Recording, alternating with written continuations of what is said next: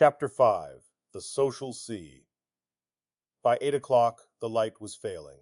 The loudspeakers in the tower of the Obstacle Golf Club house began, in a more than human voice, to announce the closing of the courses. Lenina and Henry gave up their game and walked back towards the club. An endless humming of helicopters filled the darkening air. Every 2.5 minutes a bell, and the scream of whistles announced the departure of one of the light trains, which carried the lower-class golfers back from their separate course to the city. Lenina and Henry climbed into their machine and started off. At 240 meters feet, Henry slowed down the lifting blades, and they hung for a moment or two above the landscape. The forest of Burnham Beeches stretched like a great pool of darkness towards the bright shore of the western sky. Deep red at the horizon, the last of the sunset was turning through orange into yellow and a pale watery green. To the north, beyond and above the trees, a factory for the manufacture of artificial baby food shone with a fierce electric brightness from every window of its 20 floors. Beneath them lay the buildings of the golf club, the huge lower-class building, and, on the other side of a dividing wall, the smaller houses reserved for alpha and beta members. The paths leading to the railway station were black with the insect-like crowds of lower-class golfers. From under the glass roof, a lighted train shot out into the open. Following it with their eyes across the dark plain, their attention was drawn to the buildings of the Slough crematorium. For the safety of night-flying planes, its 4 tall chimneys were lit up and topped with bright red danger signals. "Why do the chimneys have those platforms round them?" inquired Lenina. "To recover phosphorus from the air," explained Henry. "On their way up the chimney, the gases go through 4 separate treatments. The phosphorus used to be lost every time they burnt a dead body. Now they recover over 98% of it, more than 1.5 kilos per adult body, which makes nearly 600,000 kilos of phosphorus every year from England alone." Henry spoke with a happy pride, as delighted at this fact as though he had been responsible for it. "Fine to think that we can go on being socially useful even after we're dead, making plants grow." Lenina, meanwhile, had turned her eyes away and was looking down beneath her at the railway station. "Fine," she agreed, "but odd that alphas and betas won't make any more plants grow than those nasty little gammas and deltas and epsilons down there." "All men are physically and chemically equal," said Henry. "Besides, even epsilons perform valuable services." "Even an epsilon—" Lenina suddenly remembered an occasion when, as a little girl at school, she had woken up in the night and noticed, for the first time, the whispering that went on all the time when she was asleep. She saw again the beam of moonlight, the row of small white beds, heard, once more, the soft, soft voice that said the words were there, never to be forgotten, after being repeated so many times all through the night. "Everyone works for everyone else. We can't do without anyone. Even epsilons are useful. We can't do without anyone." Lenina remembered her first shock of fear and surprise, her doubts and questions as she lay awake for half an hour, and then, under the influence of those endless repetitions, the gradual calming of her mind, the peaceful sinking into sleep. I suppose epsilons don't mind being epsilons," she said out loud. "Of course they don't. How can they? They don't know what it's like being anything else." "We'd mind, of course. But then we've been differently conditioned. Besides, we are hatched from different eggs." "I'm glad I'm not an epsilon," said Lenina sincerely. "And if you were an epsilon," said Henry, "your conditioning would have made you no less thankful that you weren't a beta or an alpha." He put the machine into forward motion and headed towards London. Behind them, in the west, the deep red and orange were almost gone. A dark bank of cloud had spread over the sky. As they flew over the crematorium, the plane shot up, on the column of hot air rising from the chimneys, only to fall as suddenly when it passed into the cold air beyond. "What fun that was!" Lenina laughed, but Henry's tone was, for a moment, almost sad. Do you know what caused all that fun? It was some human being finally and definitely disappearing, going up in a cloud of hot gas. It would be interesting to know who it was, a man or a woman, an alpha or an epsilon. Then, forcing himself to sound more cheerful, anyhow, he concluded, there's one thing we can be certain of. Whoever he may have been, he was happy when he was alive. Everybody's happy now. Yes, everybody's happy now, repeated Lenina. They had heard the words over and over again, 150 times a night for 12 years. Every second Thursday, Bernard had to attend a unity service. After an early dinner with Helmholtz, he said goodbye to his friend and, getting into a taxi on the roof, told the man to fly to the Fordson Community Singery. The machine rose a couple of 100 meters, then headed east, and as it turned, there before Bernard's eyes, enormous and beautiful, was the Singery. Lit by powerful lamps, its 320 meters of white artificial stone shone snow-white over Ludgate Hill. At each of the four corners of its helicopter platform, a huge T stood out blood-red against the night, and from the mouths of 24 vast golden loudspeakers came deep artificial music. "Oh, dear, I'm late," Bernard said to himself as he first caught sight of Big Henry, the Singery clock. And sure enough, as he was paying off his taxi, Big Henry sounded out the hour. Ford sang out a vast, deep voice from all the golden loudspeakers. Ford, Ford, Ford, 9 times. Bernard ran for the lift. The great hall for Ford's Day ceremonies and other mass community sings was at the bottom of the building. Above it, 100 to each floor, were the 7,000 rooms used by unity groups for their services every 2 weeks. Bernard dropped down to floor 33, hurried along the corridor, waited for a moment outside room 3210, then, making up his mind, opened the door. Thank Ford! He was not the last. 3 chairs of the 12 arranged round the circular table were still unoccupied. He slipped into the nearest of them as silently as he could. Turning towards him, the girl on his left inquired, "What were you playing this afternoon? Obstacle or Technic?" Bernard looked at her. Ford, it was Morgana Rothschild, and had to admit, feeling very ashamed, that he had been playing neither. Morgana stared at him in surprise. There was an awkward silence. Then she turned away and entered into conversation with the more sporting man on her left. A good beginning for a unity service, thought Bernard unhappily.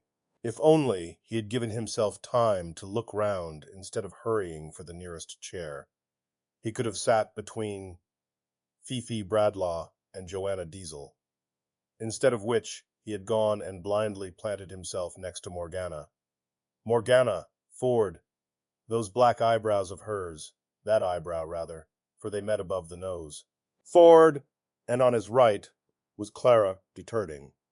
True, Clara was not ugly, but she was really too fat, whereas Fifi and Joanna were absolutely right. Light-haired, with good figures, not too large, and it was that unpleasant fellow Tom Kawaguchi who now took the seat between them. The last to arrive was Sarojini Engels. "You're late," said the president of the group severely. "Don't let it happen again." Sarojini apologized and slid into her place between Jim Bokanovsky and Herbert Bakunin. The group was now complete, the unity circle perfect. Man, woman, in an unbroken ring the whole way round the table. 12 of them waiting to be made one, to come together, to melt into each other, ready to lose their 12 separate selves in a single being. The president stood up, made the sign of the T, and, turning on the artificial music, released the soft, continuous beating of drums and the low, sweet notes of instruments that repeated and repeated the brief, familiar tune of the first song of unity. Again, again, the tune reached inside them, affecting not the ear, not the mind, but the heart, the soul. The president made the sign of the T and sat down. The service had begun. The holy soma tablets were placed in the center of the dinner table. The loving cup of ice cream soma was passed from hand to hand, and, with the sentence, "I drink to my end," 12 times tasted. Then, accompanied by the artificial music, the first song of unity was sung. Ford, we are 12. Oh, make us one. Like drops within the social sea. Oh, make us now together run, and in unity forever be. 12 verses, full of the same deep feeling. And then the loving cup was passed a second time. All drank. Untiringly the music played. The drums beat. The second song of unity was sung. Come, greater being, social friend, help us with our 12 in one. We long to die, for when we end, our larger life has just begun. Again, 12 verses. By this time the soma had begun to work. Eyes and cheeks shone. Happy, friendly smiles broke out on every face. Even Bernard felt a little happier. When Morgana Rothschild turned and smiled at him, he did his best to smile back. But the eyebrow, that black 2-in-1, was still there. However hard Bernard tried, he couldn't feel attracted by Morgana. The loving cup had passed right round the table. Lifting his hand, the president gave a signal. The group began the third song of unity. As verse followed verse, their voices trembled with a growing excitement. The president reached out his hand, and suddenly a voice, a deep, strong voice, more musical than any merely human voice, richer, warmer, full of love, spoke from above their heads. Very slowly, "Oh, Ford, Ford, Ford," it sang, on a lower and quieter note, each time the name was repeated. A warm feeling spread through the bodies of those who listened. Tears came into their eyes. Then, suddenly, the voice cried out loudly, "Listen!" They listened. After a pause, it went on, in a whisper which somehow was more effective. Then the loudest cry, "The feet of the greater being." Again it repeated the words, "The feet of the greater being." The whisper almost died. "The feet of the greater being are on the stairs." And once more there was silence. Among the group, the excitement grew until it was almost beyond control. The feet of the greater being, oh, they heard them, coming softly down the stairs, coming nearer and nearer down the imaginary stairs. The feet of the greater being, and suddenly the breaking point was reached. Her eyes staring, her lips parted, Morgana Rothschild sprang to her feet. "I hear him!" she cried. "I hear him!" "Oh, he's coming!" screamed Clara de Turding, as though she were having her throat cut. Feeling that it was time for him to do something, Bernard also jumped up and shouted, "I hear him! He's coming!" But it wasn't true. He heard nothing, and, for him, nobody was coming. Nobody, in spite of the music, in spite of the ever-growing excitement. But he waved his arms. He shouted as loudly as any of them. And when the others began to stamp their feet and move forward, he also stamped and began to move. Round they went, a circle of dancers, each with hands on the waist of the dancer in front, round and round, shouting all together, stamping in time to woe. The music with their feet, beating it out on the bottoms in front. 12 pairs of hands beating as one. The sound of 12 bottoms hit at once. 12 as one. 12 as one. I hear him coming. The music grew quicker. Faster beat the feet. Faster fell the hands on the bottoms in front. And all at once a great deep artificial voice sang out the words which announced the final act of unity, the coming of the 12 in one, the return of the greater being. "Orgy, porgy," it sang, while the drums beat ever more wildly. "Orgy, porgy, Ford and fun, kiss the girls and make them one. Boys at one with girls at peace, orgy, porgy gives release." "Orgy, porgy," the dancers took up the holy words. "Orgy, porgy, Ford and fun, kissed the girls, and as they sang, the lights began to go down slowly, and at the same time to grow warmer, richer, redder, until at last they were dancing in the blood-red light of an embryo store. For a while the dancers continued to go round, stamping their feet and beating out the time of the song. Orgy, porgy.